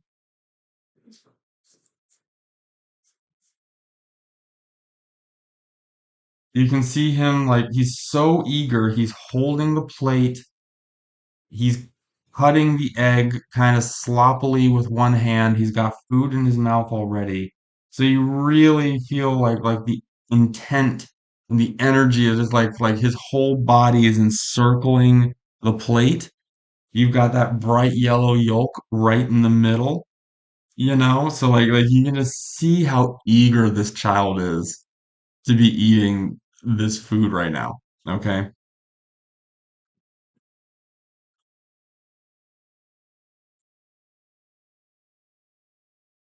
We're just stepping through it, right? So like this is great too. Like the scrunching of the egg, the wrinkles in the egg as he's like tugging on it and trying to like rip it off with the fork. And he's like going back and forth on this egg yolk, right? Like really trying to get it out of there. They've illustrated the oil on the plate underneath the egg, by the way. Okay, now he's pulling and like the yolk is starting to go.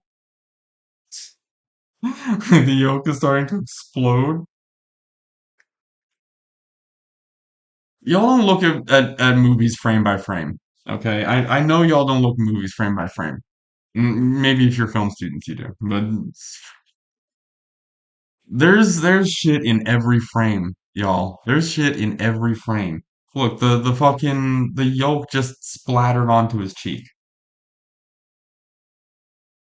right? It's like we're getting yolk up on the cheek. We're getting a little bit of the egg white up on the cheek because he's just like he's going for it and he's like pulling it away.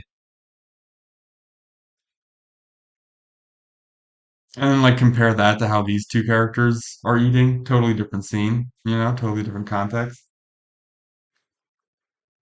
Gosh, this stepping, this frame by frame stepping on YouTube is pretty ridiculous. But you get my point, okay? There's a lot of detail that goes into this stuff. Imagine someone like Miyazaki wants to animate a creature that is in immense pain, okay? Do you think that he just sort of like randomly puts limbs wherever? Just kind of goes straight ahead frame by frame, just kind of like, I think the limb might go there, blah, blah, blah. Or do you think that he stops and breaks down the positioning of each limb at each frame, right? I think he puts a little bit more thought into it. Okay, and I think the thought is important. The thought is part of what he is doing. There's a lot more we could talk about here. I don't really even want to get into much more of this new OpenAI thing. GPT can make Ghibli style images now. Like, I hope by now you can understand like why this is personally insulting to Miyazaki, personally insulting to Studio Ghibli, personally insulting to the kinds of artists who make this sort of work and who feel this kind of way about AI. Uh, I think Miyazaki is probably going to have to be a recurring character on this stream. He has some interesting thoughts about the world. I don't agree with Miyazaki on everything, but he has some very interesting thoughts about the world, and he does put effort into his thoughts on things. And I think people like him should be heard more. I really do. Uh, yeah, so that's kind of like what's going on there. I can break down a little bit more about like, why the text is better and why the hands are better and all that kind of thing. There's some relatively interesting technical stuff under the hood that I'm sure is driving some of this. Um, it's not particularly groundbreaking, if you're familiar with the Stable Diffusion world and comfy UI and stuff like that. There have been ways of sort of conditioning these outputs to get them to be more consistent for a while. We've been able to do Ghibli style stuff for a while. It's always been kind of weird. Um, and yeah, I don't think it's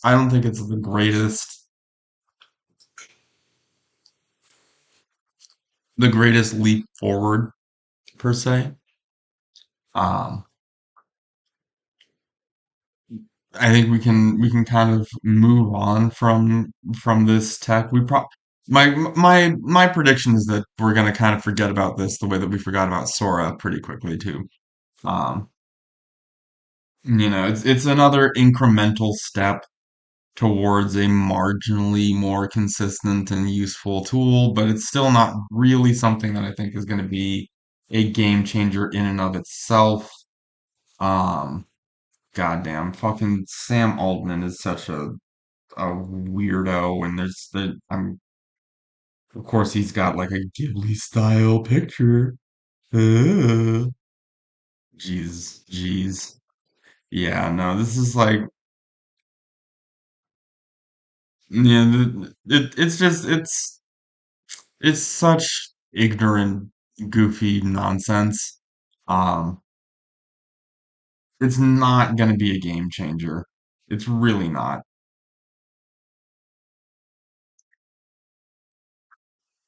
People will kind of move on from this one at some point too, because it's still text based, and we're gonna have more conversations about the limitations of text based image generation.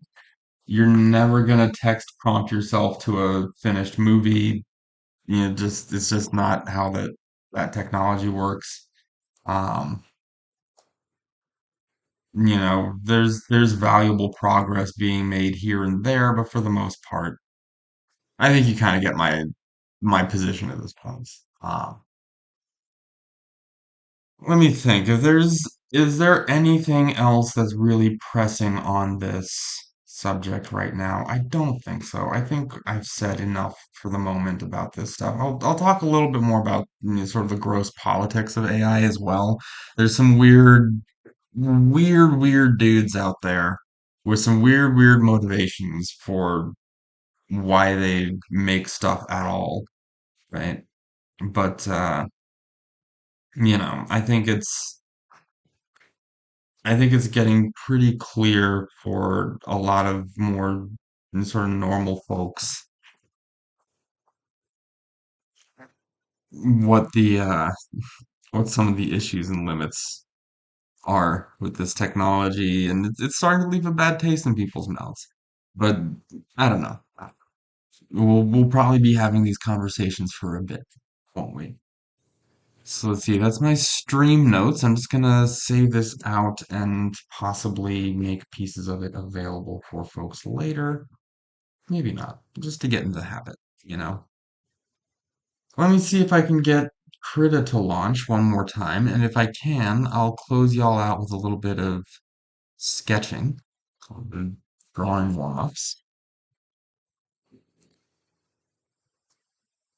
And it looks like it still don't want to open up Krita. I don't know what's going on there. That's so disappointing.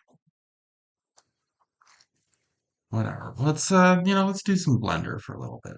Let's do some Blender. We're gonna do some Blender, and I'm gonna do a little bit of do a little bit of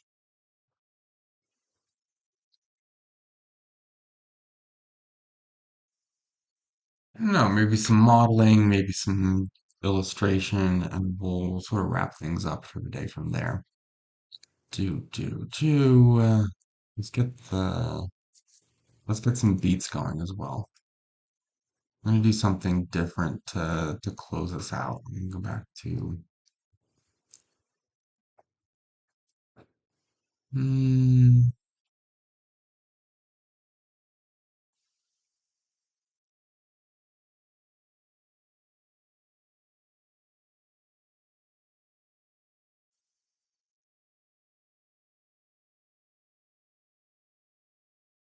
I'm really not sure what I can play on here.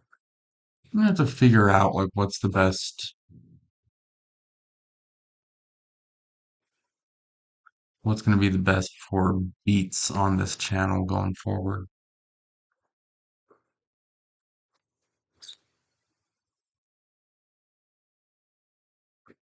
We'll do the grammatics again. We'll do the grammatics.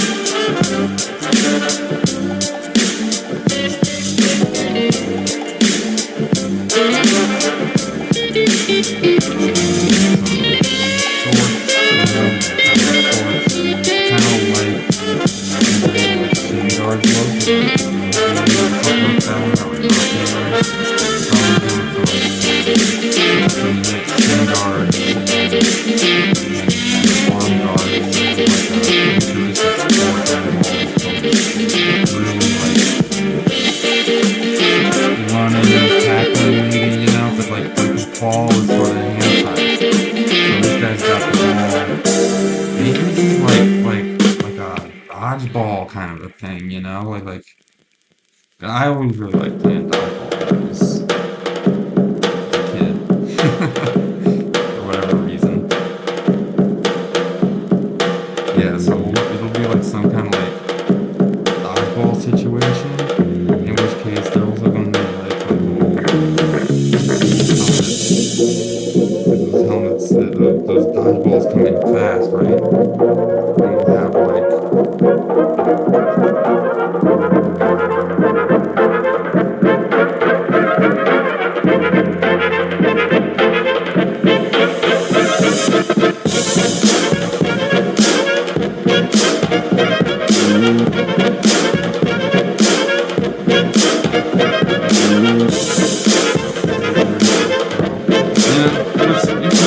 if you're gonna do like a sports illustration, don't do what I'm doing, where like you are inventing the sport as you go. This is a really dumb way to illustrate a sports concept. I'm just putting a football in the background. But this is not how you should do it. You should come up with an actual sport. Think about it a little bit more ahead of time, you know? Okay, so sports, so there's like some yeah. That's the vibe, that's the vibe.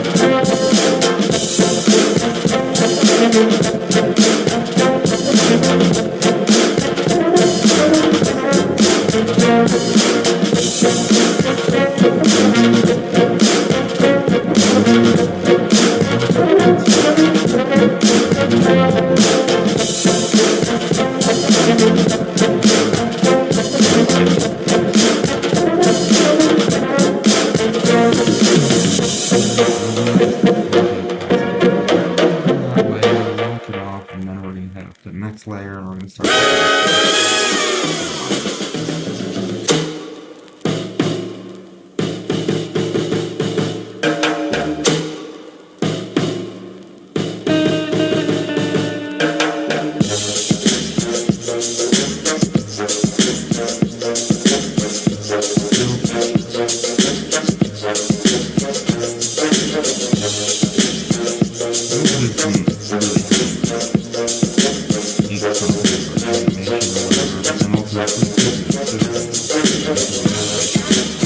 This is not animation drawing right now. This is not how you do it. It's kind of like a 2D animated film or something like that. This is just making us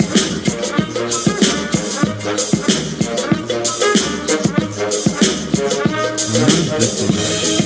Instead of making a curve like around the leg, right? Instead of doing that, there's a little bit of an angle. You know, use it more energy, helps the viewer tell like where the plane changes are. Feels more robust.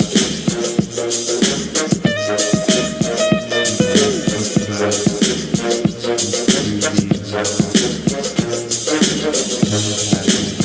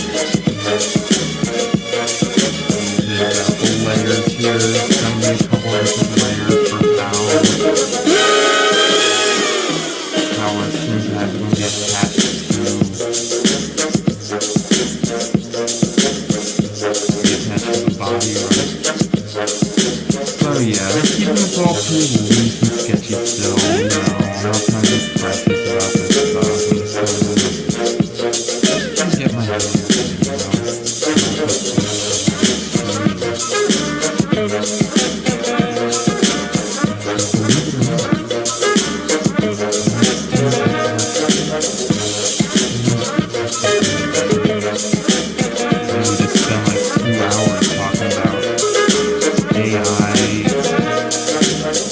society, and all this stuff. Which, to be fair, is a topic that a lot of people are talking about it, even on the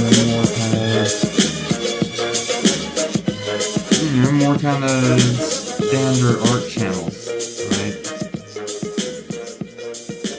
It's not just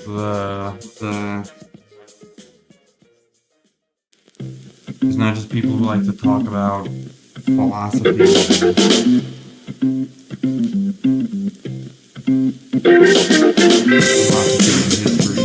and politics and all that. Chopping it up on AI nowadays. We're all interested in it, man. We all have to be. Especially artists. Man, we gotta get into this stuff. We really do.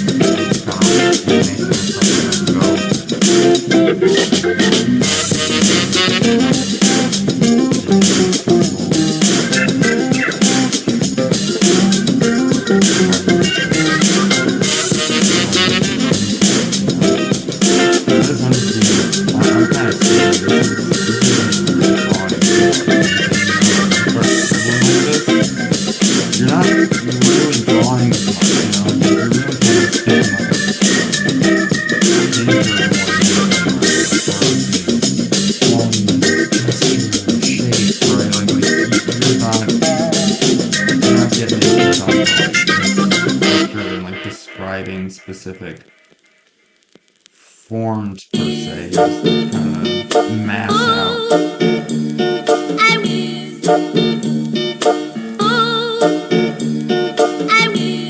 out where the pieces go, you know what I mean? Artists in the audience.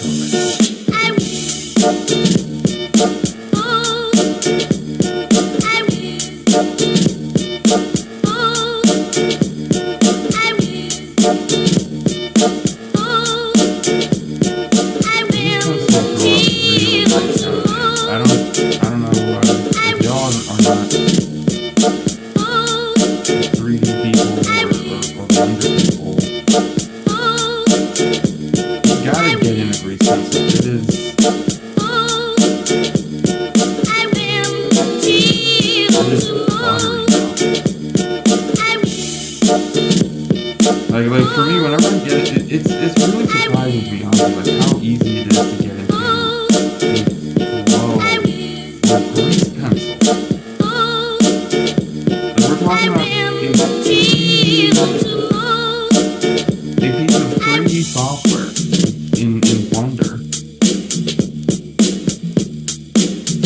has a drawing experience that, you know, for me, like really, it's on par with like a Toon Boom Harmony. Just in terms of the pure drawing experience. I know there's like tools that Toon Boom has that are different from and you know, might be better for certain things than Blender or Grease Pencil, right? But like,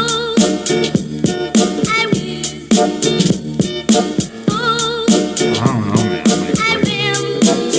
Blender's a threat. You know, like if I were one of them cats at Toon Boom Harmony, I'd be thinking about like, I'd be thinking about my legacy, man. I'd be thinking about my legacy. Because Blender has a future, man.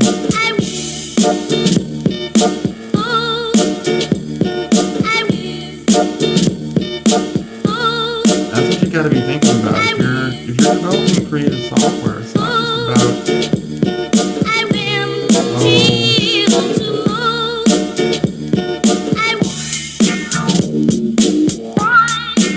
it's not just about hitting the views today.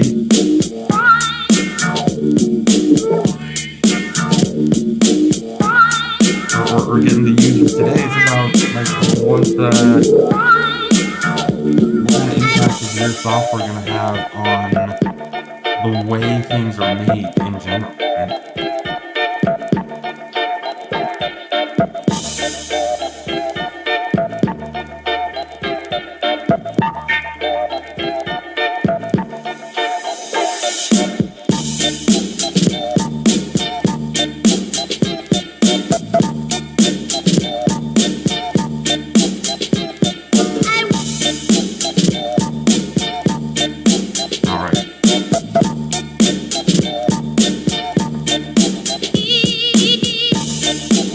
Be about all for this sketch for now. If for some ungodly reason you're hearing my voice at the end of this here test stream, I appreciate you. Thank you for listening to myself, but also, why? This is not a high. Find something better to do.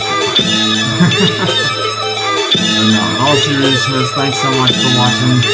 Thanks for listening.